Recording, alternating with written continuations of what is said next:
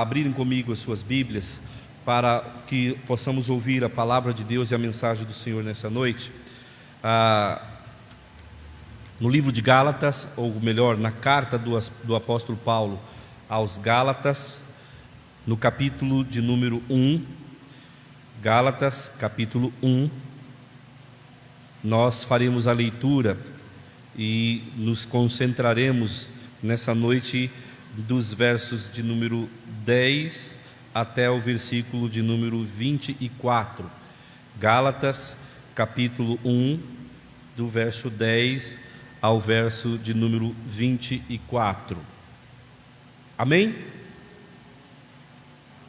Diz assim o texto das Sagradas Escrituras, lembrando que, como eu disse no domingo passado, nós vamos pregar aí uma série de sermões aqui na carta aos Gálatas.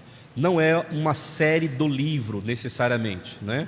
Porque se fôssemos trabalhar uma série do livro, nós trabalharíamos alguns elementos a mais na exegese dos textos, mas são sermões que eu chamaria de temáticos, porém baseado no livro ou na carta de Paulo aos Gálatas. No domingo passado nós falamos sobre o capítulo 1, verso 1 até o verso 9, e agora nós vamos trabalhar um tema que está presente no capítulo 1, verso 10 ao 24. Acompanhe comigo a leitura da passagem. Diz assim: porventura procuro eu agora o favor dos homens, ou o de Deus? Ou procuro agradar a homens? Se agradasse ainda a homens, não seria servo de Cristo. Faço-vos, porém, saber, irmãos, que o evangelho por mim anunciado não é segundo o homem, porque eu não recebi nem o aprendi de homem algum, mas mediante revelação de Jesus Cristo. Porque ouvistes qual foi o meu proceder outrora no judaísmo, como sobremaneira perseguia eu a igreja de Deus e a devastava. E na minha nação, quanto ao judaísmo, avantajava-me a muitos na minha idade, sendo extremamente zeloso das tradições de meus pais. Quando, porém, ao que me separou antes de eu nascer e me chamou pela sua graça, aprouve revelar seu Filho em mim, para que eu o pregasse entre os gentios, sem detença, não consultei carne e sangue, nem subi a Jerusalém para os que já eram apóstolos antes de mim, mas parti para as regiões da Arábia e voltei outra vez para Damasco. Decorrido 3 anos, então, subi a Jerusalém para avistar-me com Cefas, e permaneci com ele 15 dias. E não vi outro dos apóstolos, senão Tiago, o irmão do Senhor. Ora, acerca do que vos escrevo, eis que diante de Deus testifico que não minto. Depois fui para as regiões da Síria e da Cilícia, e não era conhecido de vista das igrejas da Judéia que estavam em Cristo. Ouviam somente dizer: aquele que antes nos perseguia, agora prega a fé que outrora procurava destruir. E glorificavam a Deus a meu respeito. Amém? Que Deus nos abençoe nessa noite com a sua palavra. Havia uma canção, eu estava até perguntando para o nosso irmão Sérgio se ele se lembrava desta canção, que já é uma canção evangélica um pouco antiga. Antiga, eu estou falando da década de 80, final da década de 80. E ele até brincou, falou: pastor, essa deve ser muito antiga, porque eu não me lembro não. Que diz o seguinte: só o poder de Deus pode mudar teu ser. A prova que eu lhe dou é que Ele mudou o meu. Não vês que sou feliz servindo ao Senhor? Nova criatura sou, nova criatura sou. Eu não sei quantos de vocês já cantaram essa canção. Só o poder de Deus pode mudar teu ser. A prova que eu lhe dou, Ele mudou o meu, não é? O que me chama a atenção nessa canção é que ele fala do poder transformador de Deus e diz que uma das formas das pessoas a quem ele se dirige com a pregação do Evangelho reconhecerem e experimentarem esse poder é seu próprio testemunho de vida. É como que o autor da canção quisesse nos dizer o seguinte: Deus e seu poder salva o pecador. E eu quero lhe dar um exemplo desse poder gracioso e transformador de Deus se manifestando. O exemplo deste poder sou eu e a vida que agora levo. O exemplo é o que Deus fez em mim. É essa exatamente o que a canção propõe para nós.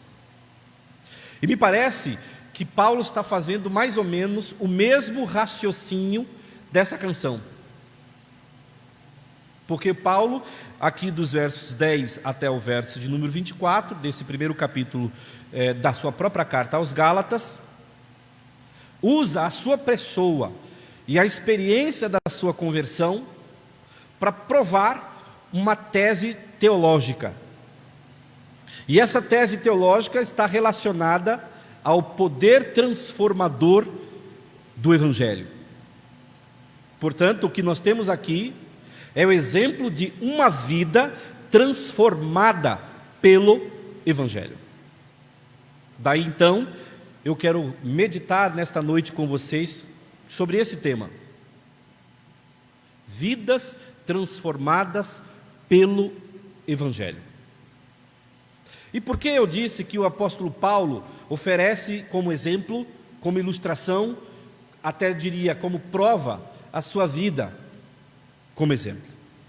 Mas, antes disso, a pergunta inicial é: prova de quê e exemplo de quê? Exemplo do poder transformador do Evangelho, exemplo da veracidade do Evangelho, exemplo do fato de que só há um único Evangelho, e o Evangelho que agora ele prega é o único e o verdadeiro e o transformador Evangelho, e ele é exemplo disto. Nesse sentido, eu quero que você acompanhe comigo no texto, para que você perceba exatamente essa linha de raciocínio do próprio apóstolo.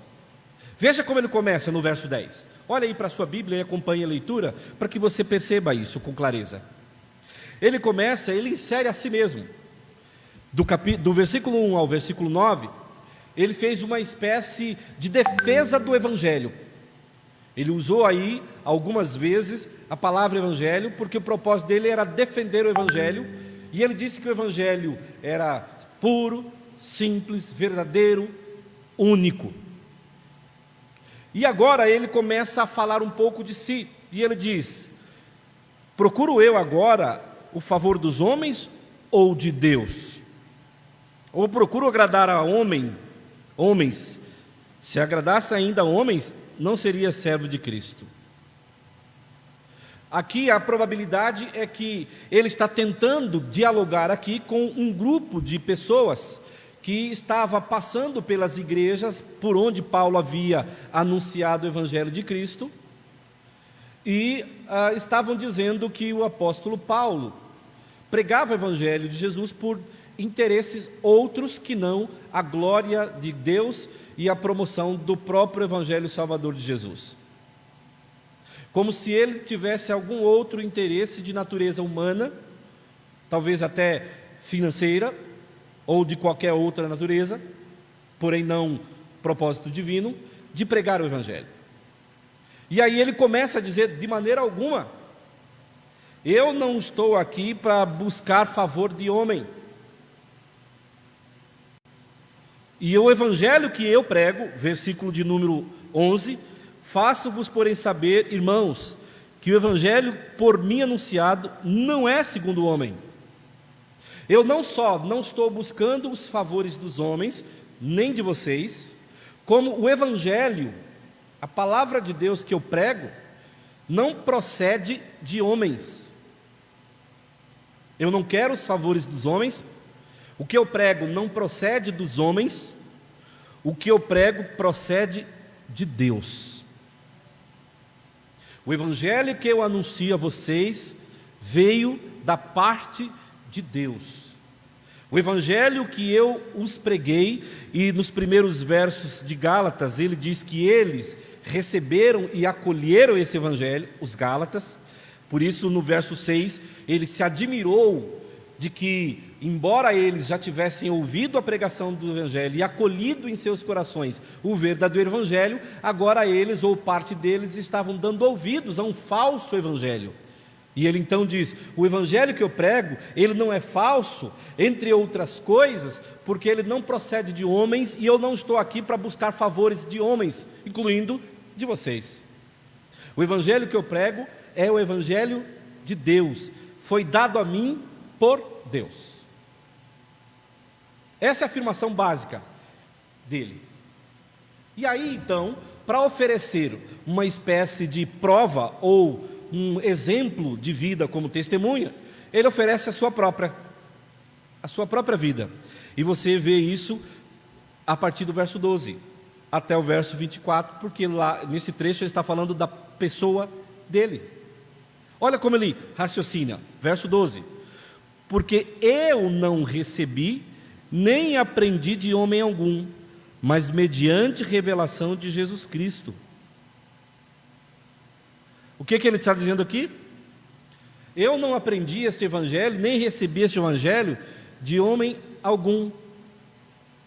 Quem me revelou esse evangelho foi o Senhor Jesus Cristo. E ele diz quem ele era antes, verso 13: porque ouvistes qual foi o meu proceder de outrora no judaísmo, como sobremaneira perseguia a igreja de Deus e a devastava. Mas, e na minha nação, quanto ao judaísmo, avantajávamos a muito da minha idade, sendo extremamente zelosos das tradições de meus pais. Olha o raciocínio dele. Ele está dizendo: olha, este evangelho que eu lhes prego não é evangelho que eu aprendi de homens, até porque não faria sentido algum eu, que antes era perseguidor da igreja e queria devastá-la, agora de repente, por qualquer outro interesse de natureza humana, passar a pregar o evangelho. Qual seria a lógica?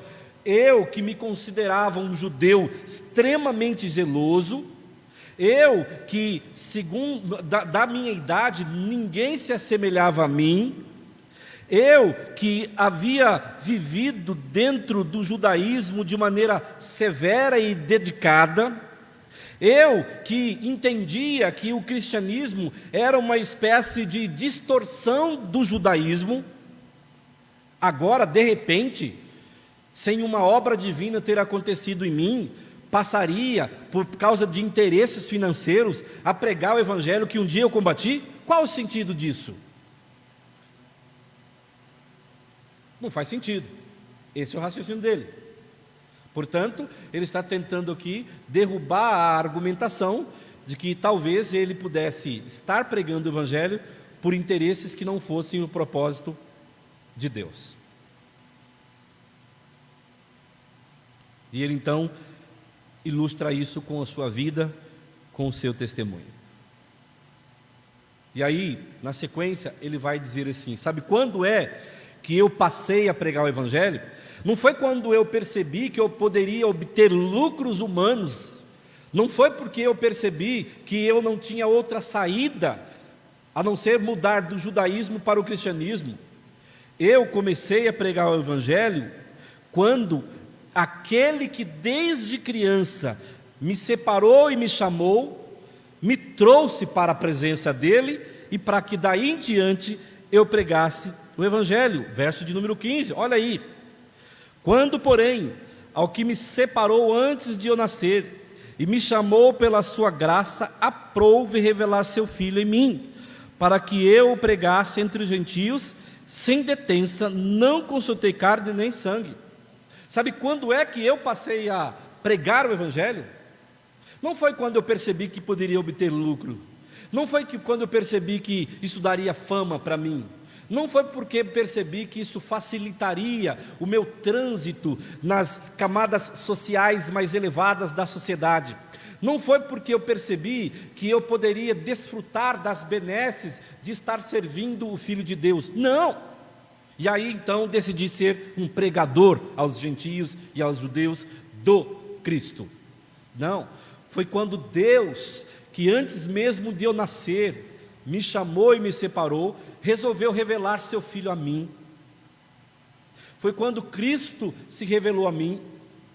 Foi aí, ou daí em diante, é que minha vida mudou. Daí em diante eu passei a pregar o Evangelho. Daí em diante eu me tornei um novo homem, uma nova criatura, como muito bem ele enfatizou na sua segunda carta aos Coríntios, no capítulo de número 5, no versículo 17. Que os que estão em Cristo são novas criaturas, e as coisas velhas já passaram, e todas as coisas se fazem novas. Onde é que você pode ler a narrativa da conversão do apóstolo Paulo? Se você for ler Atos capítulo 9, você verá ali a narrativa da conversão dele. Que ele, enquanto se dirigia para a cidade de Damasco, na estrada de Damasco, para poder prender, capturar os cristãos e quem sabe até levar alguns deles à morte por causa da fé em Cristo, de repente Cristo aparece num clarão de luz para ele, e ali ele cai do cavalo, literalmente, cai do cavalo, e tem uma visão de Jesus, e Jesus diz para ele: Paulo, ou melhor, Saulo, Saulo, por que tu me persegues? E ele pergunta: quem é que está falando comigo? E Jesus diz: sou eu, Jesus Cristo. A partir daquele momento, ele dali se levanta, cego, sem poder ver, vai para a casa de Ananias, e lá ele recupera a visão. Ananias prega para ele o Evangelho. Perdão, Ananias? Não. Barnabé, desculpe. Lá Barnabé pega o Evangelho para ele, e ele volta a ver, ele recupera a sua visão. E dali em diante, aquele homem que perseguia a igreja, que queria destruir a igreja, foi transformado, foi mudado, e começou agora a anunciar o Evangelho, a defender o Evangelho e a plantar igrejas, ao invés de destruir igrejas. É por isso que eu dei como título para a nossa reflexão nessa noite, que aqui nós temos o exemplo de uma vida transformada pelo Evangelho. E o exemplo desta vida transformada pelo Evangelho é o apóstolo Paulo. Mas eu queria destacar aqui, meus irmãos, 3 pontos que vai nos ajudar a entender esse contexto que eu acabei de fazer. O primeiro tem a ver com a vida que Paulo levava antes da sua conversão, e que tipo de implicação isso tem para a vida atual dele. Às vezes, nós nos esquecemos de refletir como cristãos a esse respeito, sobre quem éramos nós antes de acolhermos em nosso coração, pela graça, mediante a fé, a pregação do Evangelho, que tipo de atitudes nós temos e quem somos agora, se é que agora nós já acolhemos o Evangelho em Cristo Jesus e somos novas criaturas. Se você observar, uma coisa nos é dito aqui: Paulo descreve a si mesmo como um homem piedoso, como um homem zeloso, e muito provavelmente ele descreveria a si mesmo como um homem moralmente ilibado. Quer ver? Olha o que ele vai falar a seu respeito. Ele diz o seguinte, no verso de número 14: na minha nação, quanto ao judaísmo, avantajava-me a muitos da minha idade, sendo extremamente zeloso das tradições de meus pais. O que ele está dizendo aqui para nós? Ele era um homem extremamente zeloso da tradição dos pais, quanto ao judaísmo principalmente. A ideia é, ele, e segundo os historiadores, fora treinado aos pés de Gamaliel, que era um dos principais rabinos daquela época. Ele se via como um homem extremamente zeloso do judaísmo. Para ser zeloso do judaísmo, era alguém que tentava mesmo e se esforçava enormemente para praticar a lei, para ter uma conduta de vida correta, para ser reconhecido como um homem piedoso. E veja que a piedade dele ia a tal extremo, a lealdade dele ao judaísmo ia a tal extremo, que quando surgiu Cristo e o cristianismo, o que ele fez? Ele perseguiu a igreja com um desejo intenso de destruí-la. A palavra que ele utiliza aqui é devastá-la. E esse desejo intenso fica claro quando a gente se volta lá para Atos capítulo 26, verso 11. Lá está a frase o seguinte, que ele perseguia a igreja demasiadamente enfurecida. Ou seja, ele perseguia os cristãos com fúria. E a pergunta que se faz é por quê? Porque ele tinha certeza no seu coração de que o cristianismo era uma espécie de distorção do judaísmo. Ele, que era conhecedor do judaísmo, leal ao judaísmo, zeloso quanto à prática da lei, via no cristianismo uma distorção. E chegou a entender que a solução não era pregar o judaísmo aos cristãos, mas era levar os cristãos até a morte, era prendê-los, levá-los ao cárcere e forçá-los, inclusive, a negar e blasfemar a Cristo, e se não fizessem isso, alguns até morreriam. É provável, inclusive, se nós lemos o capítulo 7 de Atos, que nós vemos ele participando da morte de cristãos. E ele fazia isso porque ele era um homem leal e zeloso e convicto do judaísmo que ele abraçara. O que eu estou apontando, meus irmãos? Muita gente acha que quem deve ir para as igrejas, quem deve se voltar para Deus, são homens claramente de má índole. Aqueles que são evidentemente aos olhos humanos de má índole, precisam de Deus. Vou dar 2 exemplos dessa ilustração.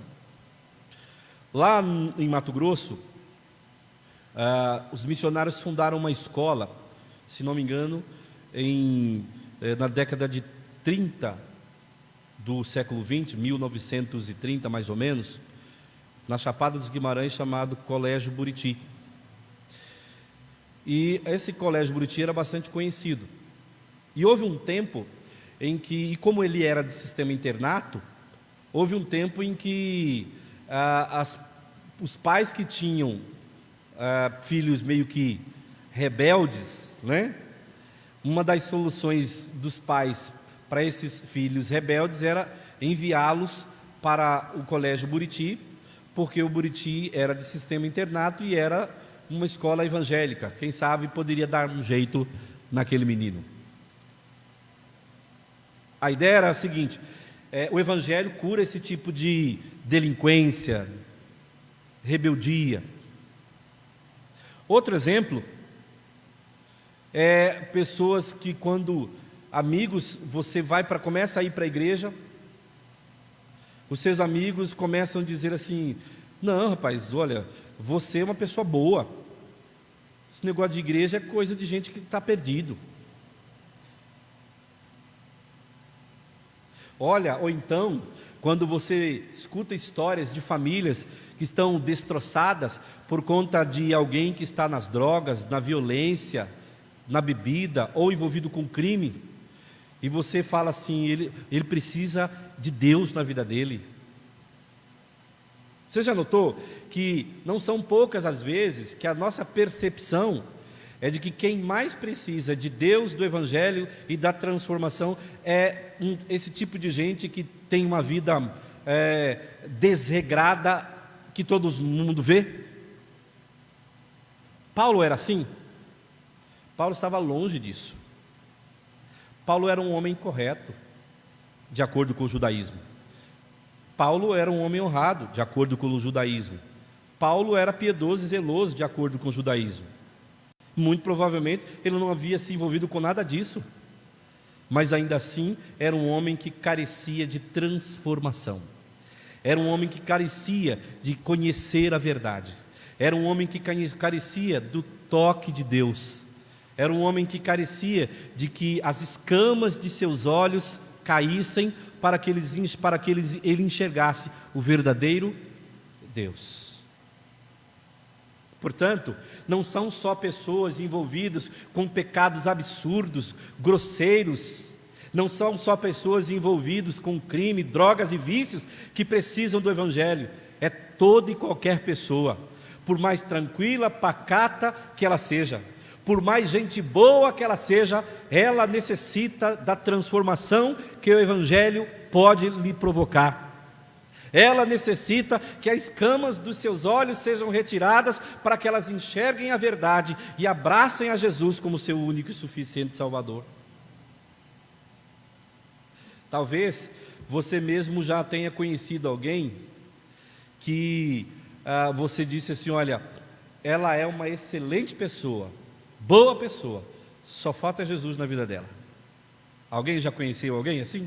Exatamente.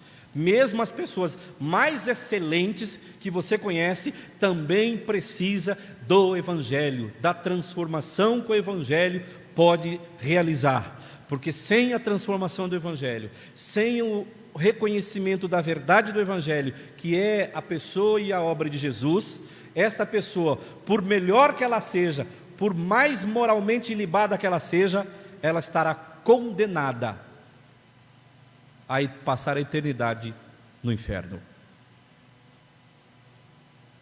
Essa é a primeira ideia que nós aprendemos aqui com este exemplo de vida transformada pelo Evangelho, que é a vida de Paulo. Mas não para por aí. Há um aspecto também interessante quanto à vida antiga que ele levou. Existem coisas nas nossas vidas que elas precisam ser mudadas, transformadas, melhoradas, principalmente aspectos negativos, pecaminosos, imorais, maus hábitos. Mas existem coisas na nossa vida que elas não podem mudar, elas precisam melhorar, mas elas não podem ser abandonadas e nem deixadas de lado, só porque nós estamos agora numa nova fase da nossa existência. Pastor, o que você quer dizer com isso? Veja que Paulo faz uma admissão aqui. Paulo não diz assim: olha, eu me senti chamado por Deus apenas depois que eu tive o encontro com Cristo no caminho de Damasco. Eu sempre me entendi como alguém chamado por Deus antes mesmo de eu nascer. O que havia é que eu estava com um foco distorcido. Eu estava me dedicando a Deus de forma equivocada, errada, porque eu estava cego e não conseguia enxergar a verdade do Evangelho na pessoa de Jesus Cristo. Mas ele se via como uma pessoa, desde antes de nascer, escolhida, chamada por Deus. E por causa disso, ele era um homem piedoso e zeloso. E eu pergunto, depois dele ter se convertido ao cristianismo, ele deixou de ser um homem piedoso e zeloso? Não, muito pelo contrário. Ele manteve o espírito de dedicação a Deus, tanto ou mais do que tinha antes, a tal ponto de nós lermos algumas passagens da Bíblia escritas pelo próprio apóstolo Paulo, ou que refletem as palavras de Paulo, onde ele declara essa piedade e essa lealdade ao cristianismo agora. Essa mesma piedade que ele tinha no judaísmo e esta mesma lealdade que ele tinha ao judaísmo, agora ele é um cristão piedoso e um cristão leal e fervoroso. Quer ver um exemplo? Atos capítulo 20, verso 24. Ele declara que nem a sua própria vida é mais preciosa do que a sua missão. A sua missão era pregar o Evangelho. E se ele precisasse entregar a sua própria vida para que ele pudesse pregar o Evangelho, assim ele faria. Na balança da importância, o Evangelho era mais importante do que a sua própria vida. Filipenses, quando ele escreve à igreja de Filipenses, no capítulo 1, a partir do verso 20 até o verso 24, ele vai dizer que a vida que agora ele vive, não vive mais por si, mas por Cristo, porque Cristo vive nele. No entanto, se ficar nesta terra, porque ele entendeu que era lucro partir para Cristo, se ficar nesta terra pudesse trazer algum benefício para os cristãos e para a igreja, ele ficava, porque o que ele queria é ver os homens e as mulheres sendo transformadas pelo Evangelho, que um dia também havia transformado a ele. O que eu quero dizer? Ele manteve-se, sempre foi um homem zeloso e leal a Deus. Não importa a fase que você estiver vivendo na sua vida, não importa o estágio da sua história, você não pode mudar quanto à sua fidelidade, lealdade e piedade. Você deve manter-se fiel, você deve manter-se leal e você deve viver uma vida de piedade sempre. Você não pode abandonar, você não pode mudar, você não pode deixar de lado lealdade, fidelidade e piedade ao Evangelho e a Deus. Você pode melhorar cada um deles. Você pode ser mais leal, você pode ser mais fiel, você pode ser e deve ser mais piedoso, que é nada mais, nada menos do que cultivar uma relação mais intensa e profunda com seu Cristo, o seu Salvador. Mas jamais diminuir, jamais deixar de ser, jamais deixar de lado. Paulo não fez isso simplesmente porque se converteu no dia em que teve o encontro com Cristo no caminho de Damasco. Paulo continuou sendo um homem leal, fiel a Deus e piedoso. E nós somos desafiados a isso, não importa as circunstâncias, os momentos e os estágios que a gente estiver na vida. Cresça sempre, diminua nunca, no que diz respeito à sua vida com Deus. Nós podemos aprender, meus irmãos, não só com a vida antiga dele, mas nós podemos aprender com o que aconteceu com ele. O que aconteceu com ele? Veja que ele vai dizer, meus irmãos, que a transformação do coração pecador não é obra de homens, que a transformação de vidas humanas não tem nada a ver, ou pelo menos em princípio, não vem de nós mesmos, seres humanos, e sim de Deus. Porque veja, ele era um conhecedor da lei, portanto, dominava muito bem o Antigo Testamento. Isso fica demonstrado na medida que a gente lê os seus textos, e tantas e quantas vezes ele dialoga com o Antigo Testamento. Portanto, ele era um homem que conhecia o Antigo Testamento e a lei. Mas não foi isso que mudou o coração dele. Foi uma decisão de Deus. Foi no momento de Deus. Quer ver? Olha comigo, quando no capítulo de número 15 ele diz isso. Quando, porém, ao que me separou antes de nascer e me chamou pela sua graça, aprouve revelar seu Filho em mim, para que eu o pregasse entre os gentios, sem detença, não consultei carne e sangue. Quando aprouve a Deus revelar seu Filho a ele. Paulo não era aqui nesse momento o buscador de Deus, sabe? Alguém que poderia dizer, olha, ele buscou a Deus, ele foi atrás, ele se esforçou, ele leu textos, ele pediu conselhos, ele foi a igrejas, tentando encontrar a Deus, até que chegou um momento em que ele encontrou. Não foi isso, muito pelo contrário. Ele queria destruir a igreja, em suas palavras, devastá-la. Mas, no momento de Deus, que o próprio Deus escolheu, segundo a vontade dele, porque assim lhe aprouve, Deus revelou Jesus a ele. Deus é quem o converteu. Deus é quem transformou o seu coração. Deus é quem o mudou. Deus é quem o colocou em um novo patamar de existência. A obra de transformação do coração e da vida de um pecador vem de Deus. Esforços humanos nenhum pode transformar. E aqui nós temos dois tipos de lição. Uma lição que nos faz cair na realidade, mas uma lição que também nos dá esperança.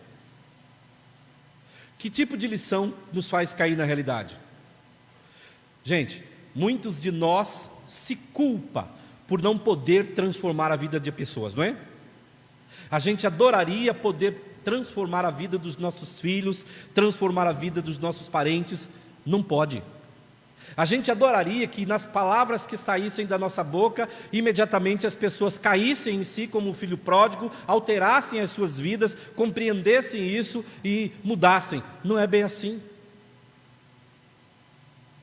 Ou então, a gente acha que vivendo numa sociedade onde as leis funcionam, ou numa sociedade onde as pessoas são prósperas, isso vai resolver o problema. Não vai resolver. A gente acha que se o governo subir às favelas com esporte, educação, a delinquência vai acabar. Não vai. Porque não são os homens e o que os homens fazem que muda e transforma o coração do pecador. É Deus. Isso nos faz cair em realidade. Mas também nos dá esperança. Por que esperança, pastor? Porque não existe caso perdido. Não existe aqueles indivíduos que alguns anos atrás alguns pregadores chamavam de Gabriela, né? Indivíduos Gabriela. Eu nasci assim, eu cresci assim, vou morrer assim, Gabriela, né? Não existe isso. Às vezes nós nos deparamos com pessoas que a sensação que a gente tem é que ele não tem jeito. Não é assim? E perdemos a esperança. Não, o fato de que Deus é quem transforma, o fato de que Deus é quem muda, nos dá a esperança de que um dia Ele pode fazer isso no tempo dEle, como fez com Paulo. No tempo de Deus, segundo a vontade de Deus, Deus, resolveu revelar a Cristo, a Paulo, e naquele momento Paulo foi transformado. Nunca perca a esperança de que o Evangelho e o poder de Deus pode transformar aquelas pessoas que você gostaria de ver transformadas. Nunca perca a esperança, nunca perca a fé. Mantenha sempre viva a fé e a esperança de que Ele, Deus, poderá fazê-lo, e ore por isso, em nome de Jesus. Também podemos aprender com a vida que agora Paulo leva. A vida passada de Paulo, ele era perseguidor da igreja, queria destruí-la, mas era um homem zeloso e piedoso, e que nos ensina e nos ilustra como também agora devemos ser. A conversão de Paulo nos mostra que é o Deus e o seu poder o que transforma o coração. Isso nos permite cair na realidade de que a gente não muda pessoas, ainda que possamos ser usados por Deus como instrumento. Deus é quem muda, mas ao mesmo tempo nos enche de esperança de que não há casos impossíveis para Deus. Em terceiro lugar, a vida que Paulo agora leva. Paulo não entendeu que a transformação foi inútil e sem sentido ou propósito. Paulo entendeu que a transformação que Deus realizara pelo Evangelho de Jesus na vida dele foi para um propósito. E qual foi esse propósito? Ele mesmo fala aqui. Foi para que ele pudesse, a partir de agora, então, sem detença, pregar o Evangelho aos gentios. Deus não simplesmente pegou um judeu perseguidor da igreja para fazer com que ele parasse de perseguir a igreja. Deus converteu um judeu convicto do judaísmo, leal ao judaísmo, fervoroso nos padrões judaicos, para que agora ele utilizasse toda essa energia e convicção para anunciar Jesus àqueles que não têm Jesus em seus corações. Deus não transforma vidas e deixa essas vidas sem propósito. Deus transforma as vidas para que estas vidas, a partir desse momento da transformação, não só vivam de forma diferente e sejam novas criaturas, como o apóstolo Paulo ensinou, mas se dediquem a Deus, a sua obra, para a glória do seu nome. Isso aconteceu com Paulo, isso deveria ter acontecido com todos nós. Isso deve também refletir a nossa vida, a sua vida. Deus não te chamou, Deus não te separou como chamou e separou Paulo, para que você vivesse uma vida infrutífera em nome de Jesus. Deus te separou, Deus te chamou e te separou para que também agora, através dos seus atos e de suas palavras, através do seu compromisso com a igreja e com o reino de Deus, através da sua boca, você anunciasse àqueles que ainda não conhecem o evangelho que transforma, para que você pudesse dar frutos. Jesus não disse isso em João capítulo 14 e 15? Ele quer que a gente vai dê frutos, e não poucos frutos, mas a gente dê muitos frutos. Deus chamou você e Deus separou você, transformou você pelo Evangelho, para você ser uma nova criatura, mas comprometida com o Evangelho, em anunciá-lo, em vivê-lo, na companhia dos outros ou sozinho. Que você se dedique a isso, em nome de Jesus. Eu espero que, à semelhança de Paulo, você possa dizer o mesmo, ou seja, a ilustração, o exemplo, ou até mesmo a prova do poder transformador do Evangelho é a minha própria vida. Eu sou o exemplo de uma vida transformada pelo Evangelho.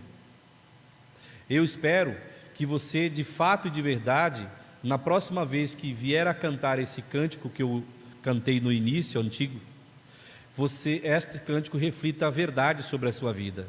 Que quando você disser, só o poder de Deus pode mudar meu ser, e a prova teu ser, e a prova que eu lhe dou é que Ele mudou o meu, não seja apenas a repetição de letras de uma música, mas seja uma profissão de fé, que tenha relação com a sua vida. E a pergunta que eu faço é, ela tem? Se você tivesse que oferecer uma prova, um testemunho, um exemplo do poder transformador do Evangelho Salvador de Jesus Cristo, a sua vida seria uma prova cabal, inegável, suficiente? Claro, aqui a prova máxima não é o que acontece ou deixa de acontecer com a nossa vida. A prova máxima da veracidade do Evangelho é as Sagradas Escrituras, mas a nossa vida também deve ser um testemunho dela. Sua é? Alguém, se olhar para você, poderá fazer essas distinções que nós acabamos de fazer na vida de Paulo, a vida antes, a conversão e a vida depois? Se alguém olhar para a sua vida e dizer assim, eu sou João, e quando eu era João antes do Evangelho, eu era assim, assado, e agora eu tive um encontro com Cristo, quando Ele se revelou a mim, pela graça, mediante a fé, minha vida foi transformada, sou um João novo e comprometido com o Evangelho, mas ao mesmo tempo, um João dedicado, piedoso, que ama Deus sobre todas as coisas e que quer servi-lo mais do que tudo. Essa é a descrição da sua vida e do seu relacionamento com Deus? Eu espero que sim, em nome de Jesus. Que este exemplo de Paulo, nesse texto, nos ajude a melhorar e sermos cristãos melhores a cada dia. Que Deus os abençoe. Feche os seus olhos e vamos orar. Senhor Deus e Pai Todo-Poderoso, nós te damos graças pela palavra do Senhor. Pedimos que em nome de Jesus o Senhor possa produzir os frutos que ela deverá produzir segundo a tua soberana vontade. Porque, ó Deus, a tua palavra diz que ela não volta para o Senhor vazia, mas ela cumpre o propósito para o qual o Senhor permitiu que ela fosse anunciada. Por isso, ó Deus, pedimos, trabalha isso no nosso coração, para que saiamos daqui certos de que o Senhor falou, nos ensinou, nos exortou, nos encorajou à fé. Abençoe a vida desta igreja e dos nossos irmãos aqui presentes. É o que nós pedimos em nome de Jesus. Amém. Nós vamos adorar.